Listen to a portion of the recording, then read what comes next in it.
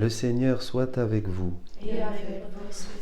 Lecture de l'Évangile de Jésus-Christ selon saint Jean. Gloire à toi, Seigneur. En ce temps-là, Jésus disait aux pharisiens, « Je m'en vais, vous me chercherez, et vous mourrez dans votre péché.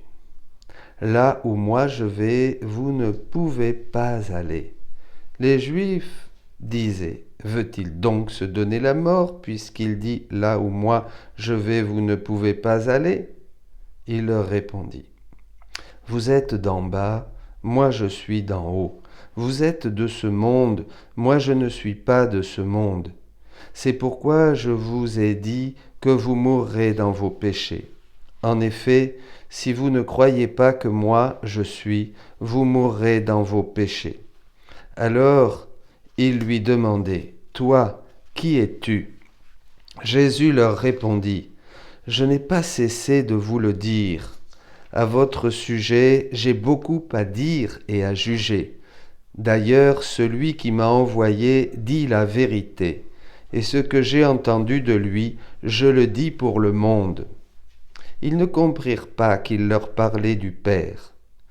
Jésus leur déclara, « Quand vous aurez élevé le Fils de l'homme, alors vous comprendrez que moi je suis, et que je ne fais rien de moi-même. Ce que je dis là, je le dis comme le Père me l'a enseigné. Celui qui m'a envoyé est avec moi. Il ne m'a jamais laissé seul, parce que je fais toujours ce qui lui est agréable. » Sur ces paroles de Jésus, beaucoup crurent en lui. Acclamons la parole de Dieu. Louange à toi, Seigneur Jésus. Quelqu'un qui dit que si Paul est monté jusqu'au 3e ciel, donc il a eu beaucoup de connaissances de Dieu dans cette expérience, Saint Jean, lui, a été jusqu'au 7e ciel. Saint Jean a eu une révélation impressionnante du mystère de Dieu, bien sûr, qui est moindre que le plus petit d'entre nous, qui est aujourd'hui le plus petit dans le royaume, qui a accès aux connaissances du livre du ciel, parce que nous savons beaucoup plus que Saint Jean, bien sûr, aujourd'hui. Vous vous rendez compte, quelle grâce, mes amis. Et qu'est-ce que nous allons faire avec toutes ces choses, toutes ces richesses, toutes ces connaissances? Est-ce que nous n'aurons pas reçu la grâce de Dieu en vain? Comme dit l'apôtre Paul, ça serait bien triste quand même de ne pas profiter de tout ce que le Seigneur nous donne aujourd'hui. Alors, ces paroles de Saint Jean, là, dans cet évangile, au chapitre 8, sont très belles, et je voudrais juste, on pourrait faire toute une retraite encore sur tout cet évangile, mais je voudrais retenir 2-3 points, et comme d'habitude, voir l'explication de Jésus dans le livre du ciel à Louisa, puisque c'est là que nous avons la lumière pour vraiment comprendre la vie de Jésus, l'œuvre de Jésus, le travail de Jésus, qui continue aujourd'hui de faire et faire en nous, à travers nous, ce qu'il a fait.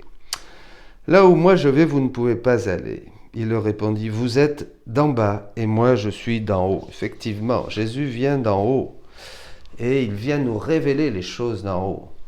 Et il va falloir beaucoup de temps à Dieu et à Jésus même. Il le dira dans les livres du ciel qu'au début, quand il était ici, dans sa vie publique, il a été obligé d'employer un langage très bas, très commun, parce qu'on était très loin de Dieu.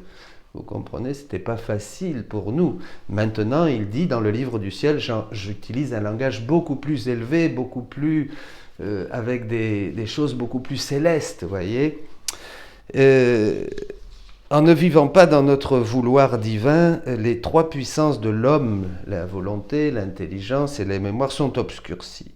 Notre image adorable a été déformée en nous, dans l'homme, et il a perdu la première palpitation d'amour de Dieu, dans la sienne. Cette palpitation de l'amour de Dieu dans notre palpitation, on l'a perdue, mais on l'a perdue parce qu'on ne la sent plus. La respiration divine dans sa respiration humaine, pareil. À vrai dire, ce n'est pas qu'il l'a perdue, mais il ne l'a plus sentie. Voyez. Avant, quand Adam respirait, il sentait la première palpitation de la respiration de Dieu en lui. Quand Adam pensait, il sentait la pensée de Dieu. Quand Adam parlait, il sentait la voix de Dieu. Il sentait que Dieu lui donnait comme une pile. Vous voyez, ce mouvement, cette création, cette activité première de la divine volonté. Donc, l'homme ne sent donc plus la circulation de la vie divine, le mouvement du bien, la chaleur de l'amour suprême, la parole de Dieu dans sa parole, la vue qui lui donne de pouvoir regarder son Créateur. Tout est resté obscurci, affaibli et peut-être même déformé. Voyez, ça c'est la situation dans laquelle nous nous trouvons. Et bien sûr, nous ne comprenons pas les choses d'en haut. On ne comprend pas le langage de Jésus. Et là, les Juifs encore moins, parce qu'ils sont de ce monde et ils étaient mondains et ils avaient une idée de Dieu qui était très loin de la réalité. Voilà. Alors le Seigneur va dire, moi, ils ne comprirent pas qu'il leur parlait du Père. Jésus leur déclara, quand vous saurez élever le Fils de l'homme, alors vous comprendrez que moi, je suis. Je suis. Et Jésus dira, oui, je suis, dit-il à Louisa, au volume 11, le 1er novembre. Je suis la sainteté même, je suis le bonheur même, l'immensité, la hauteur et la profondeur même. Je ne manque de rien, absolument de rien. Mon être contient tous les biens possibles et inimaginables. Si une pensée me vient, c'est la pensée de l'humanité. L'humanité est sortie de moi et je veux qu'elle me revienne. Je place dans la même condition que moi les âmes qui veulent vraiment faire ma volonté. Ces âmes ne font qu'un avec moi. Je les fais propriétaires de mes biens parce qu'il n'y a pas d'esclavage dans ma volonté. Ce qui est à moi est à elles. Ce que je veux, elles le veulent. Ah, que c'est beau. Donc Jésus, qui est Dieu, nous appelle à recevoir tous les biens qu'il a en commun avec le Père. Il appelle des âmes dans ces derniers temps à vraiment participer à sa nature divine pour cette grande cause, comme il dit ailleurs, l'intérieur de l'homme. Cet intérieur qui est déformé, cet intérieur qui est immergé dans les choses d'en bas, dans le monde, qui ne perçoit même plus Dieu, qui doute même de l'existence de Dieu. Cet homme d'aujourd'hui qui ne sait pas que s'il existe, c'est parce que Dieu est, que Dieu existe et que nous avons un Créateur. Il ne voit même plus le Créateur, il ne voit même plus l'œuvre du Créateur dans sa création.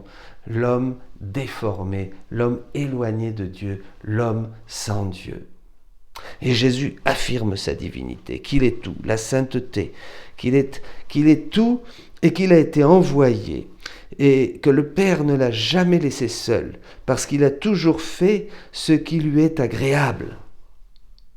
Ah, ça c'est intéressant. Alors nous aussi, si nous savons, si nous croyons que Jésus est le Fils de Dieu, qu'il a été élevé de terre, que maintenant, dans la divine volonté, je peux le regarder avec ce regard de foi et voir mon Dieu, mon Créateur, mon Rédempteur, mon Sauveur en Jésus-Christ. Si je crois tout cela et que j'ai l'intention de lui plaire, eh bien je vais participer à l'œuvre de Jésus-Christ. Je vais être, tu vas être, vous allez être une âme choisie par Dieu pour continuer la présence de Jésus sur la terre. La présence et les œuvres de Jésus sur la terre. Et là, Jésus a un texte très beau au 8 mars 1925. Ce matin-là, après avoir éprouvé bien de la peine dans l'attente de mon adorable Jésus, toutefois, en l'attendant, je faisais tout ce que je pouvais pour unir avec l'intérieur de notre Seigneur ce que j'étais en train de faire intérieurement, dans l'intention de lui donner toute la gloire et la réparation que lui donnait sa très sainte humanité. Voilà. Elle faisait toutes ces petites choses de tous les jours, Louisa, en s'unissant à l'intérieur de Jésus, comme si c'était lui qui les faisait à travers ses mains, à travers ses yeux, à travers ses pieds, à travers ce qu'elle faisait. Peut-être qu'elle était en train de broder de la dentelle, puisqu'elle faisait de la broderie. Maintenant, tandis que je faisais cela, le Jésus béni est venu et m'a dit « Ma fille, quand l'âme se sert de mon humanité comme moyen pour agir, ne serait-ce qu'une pensée, une respiration, un acte quelconque, ce sont comme autant de pierres précieuses qui sortent de mon humanité et se présentent devant la divinité. Oh, merveilleux. Merveilleux. Il suffit d'avoir cette intention et hop, tout de suite, en Jésus, par lui, avec lui et en lui, nos actes, nos œuvres, nos regards, nos pas, tout ça prend une dimension divine. Mais c'est ce que dit Jésus dans Saint Jean ici. Je fais toujours ce qui lui est agréable. En Jésus, quand nous agissons en Jésus, tout ce que nous allons faire va devenir agréable. Si je regarde en Jésus, si je travaille en Jésus, je fais la cuisine. Si je pense en Jésus, si je prie en Jésus, si je marche en Jésus, tout ce que je vais faire va prendre une dimension divine, universelle et toute puissante et va rejoindre absolument toutes les âmes. Vous vous rendez compte? On fait les œuvres de Jésus. Alors, et vu qu'elles sortent par le moyen de mon humanité, toutes ces petites choses qu'on fait, elles ont les mêmes effets que ce que je faisais lorsque j'étais sur la terre.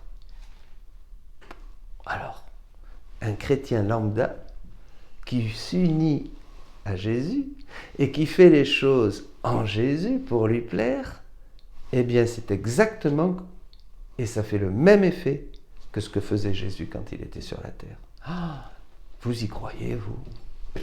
J'ai du mal à croire ça, moi. Bon. Il n'y a pas que moi. Louisa aussi doute. Écoutez, ça me rassure. C'est ça la foi. Dans la divine volonté, la foi est poussée à son paroxysme. C'est vraiment une vie de foi. Il n'y a rien à espérer sentir. C'est une vie de foi. Parce que la foi est une lumière pour l'âme, disait déjà Saint Jean de la Croix. La foi est le guide le plus sûr. Comprenez, la foi est obscure pour l'âme, mais elle nous donne de saisir la substance des choses. C'est l'espérance des choses qu'on ne voit pas, dit la lettre aux Hébreux, chapitre 11. La foi nous transmet la substance même de Dieu. Et la foi, mais attention, pas la foi comme vertu. La foi, c'est Jésus. La foi, c'est moi, dit Jésus. C'est moi la foi. Et moi, ah Seigneur, je sens en moi comme un doute. Comment se peut-il que par cette simple intention d'agir, même dans les moindres choses, à les regarder, ce sont des riens, des choses vides. Cette seule intention d'être uni à toi et de te plaire seulement à toi semble les remplir. Je ne crois pas. Comment juste, avec l'intention de faire les choses en Jésus et de lui plaire, ça suffit pour faire les mêmes choses que Jésus, comme si j'étais Jésus, par exemple. Mais c'est fou, ça, je ne suis pas Jésus, moi. Et puis c'est ces choses-là, balayer, préparer la messe, faire mon lit, parler, c'est des petits riens, ça ne veut rien dire, c'est des choses. C'est Louisa qui dit ça, vous voyez, ça me rassure, ça vous rassure. Bon. Et que toi, tu les élèves, ces petites choses, dit-elle, de cette façon sublime, les faisant paraître quelque chose de très grand. Ah, ma fille, un rien, un vide, telle est l'action de la créature. Toutes nos actions sont rien, c'est vide. Vous comprenez ça? Tout ce qu'on peut faire, tout, un rien, un vide. Serait-elle, telle est l'action de la créature, serait-elle une très grande œuvre? Faites une très grande œuvre, cherchez une très grande œuvre, quelqu'un de très bon, de très généreux, qui fait une très grande œuvre. C'est rien, c'est vide. S'il n'y a pas la divine volonté qui a été invitée, c'est humain, c'est peut-être très beau. Il y a des artistes, il y a des œuvres d'art, il y a des gens qui ont construit des choses merveilleuses, qui ont inventé des choses pour le bien de toute l'humanité. Bon, très bien, mais est-ce qu'ils l'ont fait avec cette conscience, en invitant la divine volonté? Est-ce qu'ils ont voulu que leur acte, leur invention, leur grandeur, leur art, leur beauté, leur génie, est-ce qu'ils ont voulu que ça soit mode divin? S'ils n'ont pas voulu, c'est bien, mais c'est humain, c'est vide. Ben oui, c'est normal et c'est logique. Mais le fait d'être uni à moi et la simple intention de me plaire, c'est ça qui l'a rempli. Mais le fait d'être uni à moi et la simple intention de me plaire, qui l'a rempli. Donc, il faut qu'il y ait ces deux choses, vous comprenez, pour qu'une œuvre soit grande, pleine, qu'elle console, qu'elle réjouisse Dieu et qu'elle ait un effet universel sur toutes les générations passées, présentes et futures. Il faut qu'on la fasse unie à Dieu, un, et deux, avec l'intention de lui plaire. Cherchez les artistes, cherchez les inventeurs, cherchez les hommes qui ont fait des choses extraordinaires. Demandez-vous s'ils ont fait ces choses avec ces deux conditions. S'il y a ces deux conditions, grandiose. S'il n'y a pas ces deux conditions, même si l'œuvre est vertigineusement grande et belle, rien. Ah, oh là là, dis donc, c'est dur ça quand même. Ça nous met les pendules à l'heure. Hein. Ah ouais, c'est pas rigolo alors. Moi je pensais que j'avais fait des grandes choses dans la vie, mais j'en ai fait surtout beaucoup qui n'étaient pas unis à Dieu, et pas avec l'intention de lui plaire. Et ben voilà, j'ai pas fait grand chose, vous voyez. Bon, mais à culpa, je vais essayer de changer maintenant. Donc c'est ça. Et comme, alors je reprends, mais le fait d'être uni à moi et la simple intention de me plaire, c'est ça qui remplit ces choses. Et comme ce que je fais, même une simple respiration, surpasse infiniment toutes les œuvres des créatures réunies, voilà ce qui la rend si grande. Alors une seule respiration ou un clignement des paupières fait en Jésus et pour lui plaire, eh bien ça vaut plus que celui qui a inventé la fusée pour aller sur la Lune. C'est génial, alors tout le monde a accès à ça maintenant. Vous vous rendez compte? Ça change tout, ça bouleverse tout. Jésus bouleverse tout. C'est en s'unissant à l'humanité du Christ homme, imitant et modélant notre vie intérieure sur la sienne, que nous sommes conduits par lui à vivre de sa vie divine en notre humanité. L'humanité du Christ homme est la porte pour entrer dans sa divinité. Et Jésus dira: plus l'œil de l'âme s'efforce de regarder, de coopérer, de connaître et d'aimer tout ce qu'a fait mon humanité, plus l'âme s'élargit et reçoit davantage de lumière, comprend mieux et augmente ses biens. Au 8 mars 1925. En fait, Jésus ne nous a pas laissés seuls. Comme Jésus, nous faisons tout pour faire plaisir au Père. Nous faisons tout en Jésus, comme Jésus faisait tout en voyant le Père faire ces choses. Jésus les répétait et il lui était agréable. Nous, en voyant Jésus faire ces choses, nous les répétons. Une respiration, balayer la maison, mettre un petit bouquet à la Sainte Vierge. Nous faisons tout ça en Jésus pour lui plaire, pour lui être agréable. Et nos toutes petites choses anodines, ces petites monnaies de rien, ont une valeur inestimable, infinie, éternelle. Pratiquez et vous aurez la vie. Soyez bénis.